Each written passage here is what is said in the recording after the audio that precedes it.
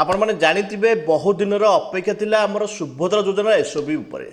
ତାର ଏସ୍ଓପି ଏବେ ଆସିଯାଇଛି, ଆପଣମାନେ ବି ଜାଣିସାରିଥିବେ। ତାର ବିଷୟରେ ଆଜି ଡିସ୍କସନ୍ କରିବା, ପୁରା ଆନାଲିସିସ୍ କରିବା। ଏସ୍ଓପି ମାନେ ଲୋକମାନଙ୍କ ପାଇଁ ମଙ୍ଗଳମୟ ହେଉଛି ନା ଖରାପ ରାସ୍ତାକୁ ଯାଉଛି, ଆଉ ଏସ୍ଓପିର ମୂଲ୍ୟ କେତେ, କାହିଁ ସରକାର ଯେଉଁ ହିସାବରେ କଥା ହେଇଥିଲେ ତାହା ରଖିଛନ୍ତି କି ନାହିଁ।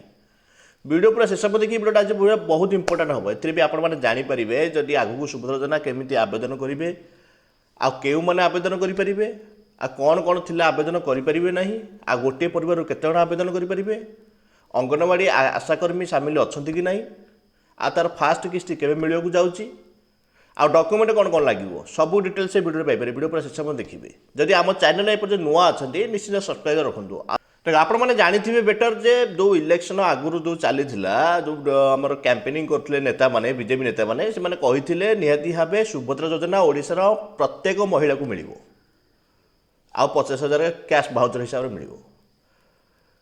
କିନ୍ତୁ ଏବେ ଦେଖ ତାର ଯେମିତି ମାନେ ଆବେଦନ ସମୟ ପାଖେଇ ଆସିଲା, ଦେଖ ସରକାର ଯେମିତି ଡେଟ୍ ଚେଞ୍ଜ କରି ନେଲେ ତାର ଏସ୍ଓପି ପାଇଁ। ଏବେ ଏସ୍ଓପି ବାହାରି ସାରିଛି। ଏସ୍ଓପିରେ ପୁରା କ୍ଲିୟର ମେନସନ୍ ହୋଇଯାଇଛି ପ୍ରତ୍ୟେକ ମହିଳାକୁ 50,000 ଟଙ୍କା ମିଳିବ, କିନ୍ତୁ 5 ବର୍ଷରେ ମିଳିବ। ଯଦି 5 ବର୍ଷ ଦେଖିବା ତାହେଲେ କ'ଣ ରହିଲା, ବର୍ଷକୁ 10,000, ଯେଉଁଟାକି ଆଭରେଜ କରିବେ ଯଦି 2ଟି କିସ୍ତି ହିସାବରେ ମିଳିବ। ମାନେ ଗୋଟେ ମିଳିବ ଆମର ରାକ୍ଷୀ ବନ୍ଧନକୁ ମିଳିବ 5,000, ଆଉ ଗୋଟେ ମିଳିବ ଅନ୍ତର୍ଜାତୀୟ ମହିଳା ଦିବସରେ ମିଳିବ 5,000, ଯେଉଁଟା ମାର୍ଚ୍ଚ 8ରେ 5ରେ ପଡ଼ୁଛି।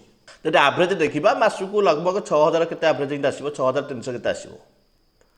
ଯାହା ବି ହେଉଛି ହଉ, କିନ୍ତୁ ସରକାର ଯେଉଁ କଥା ଦେଇଥିଲେ ତାହା ରଖିପାରିଲେ ନାହିଁ। 50,000 କହିଥିଲେ, କିନ୍ତୁ 50,000 କହିନଥିଲେ ଯେ ଏମିତି ଆମେ 5 ବର୍ଷ ଦେବୁ। କାହିଁ ଜାଣିଛନ୍ତି ଆପଣମାନେ, 5 ବର୍ଷ ହେଲା ବିଜେପି ସରକାର, 5 ବର୍ଷ ପରେ ବିଜେପି ସରକାର ଆସିବ କି ନ ଆସିବ ଡାଉଟ୍।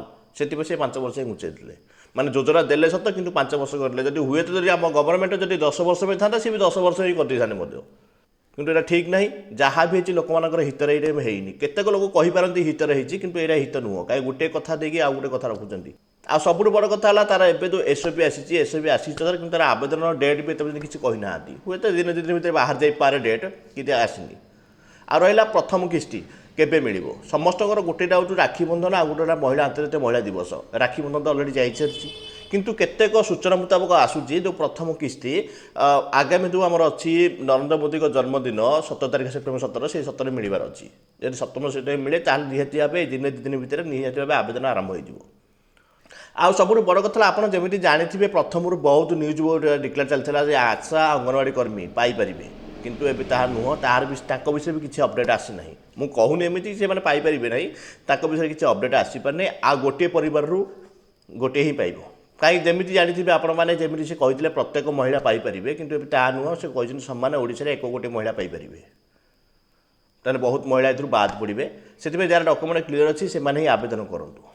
ଆବେଦନ କରିବେ କେଉଁଠି, ଏହା ବି ସରକାର ମଧ୍ୟ କ୍ଲିୟର ମେନସନ୍ କରିଦେଇଛନ୍ତି। ଗୋଟେ ହେଲା କ'ଣ, ଆମର ଅଙ୍ଗନବାଡ଼ିରେ ଚାହିଁଲେ ଆପଣ ଆବେଦନ କରିପାରିବେ।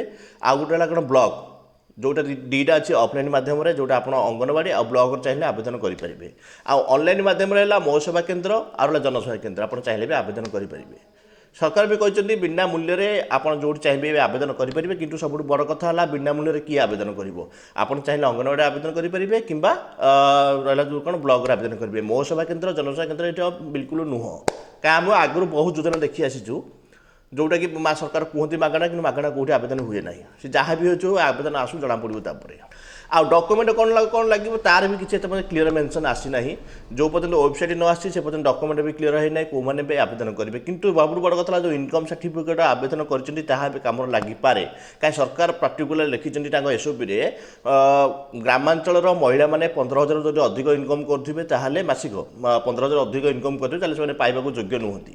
ସେହି ହିସାବରେ ଇନକମ୍ ସାର୍ଟିଫିକେଟ୍ ନିହାତି ଦରକାର ହେବ। ଆଉ ବି ସେଥିରେ ବି ଅଛି କ୍ଲିୟର ମେନସନ୍ ବି କରିନାହାନ୍ତି 15,000 ଟଙ୍କା ମାନେ ମହିଳା ଇନକମ୍ କରୁଥିବା ଦରକାର କି ତାଙ୍କ ସହ ପରିବାର, ତାହା ବି କିଛି କ୍ଲିୟର ମେନସନ୍ ହେଇନି। ଯାହା ବି ହେଉଛି ଆହୁରି ବି କିଛି ଡାଉଟ୍ ଅଛି, ଯେଉଁଟାକି ଆମର ୱେବସାଇଟ୍ ଆସିଲେ କ୍ଲିୟର ହେଇଯିବ। ଯଦି ଭିଡ଼ିଓ ଭଲ ଲାଗିଲା ଗୋଟେ ଲାଇକ୍ କରିବ, ଅନ୍ୟମାନଙ୍କ ସହିତ ନିଶ୍ଚୟ ସେୟାର କରିବ। ଜୟ ହିନ୍ଦ।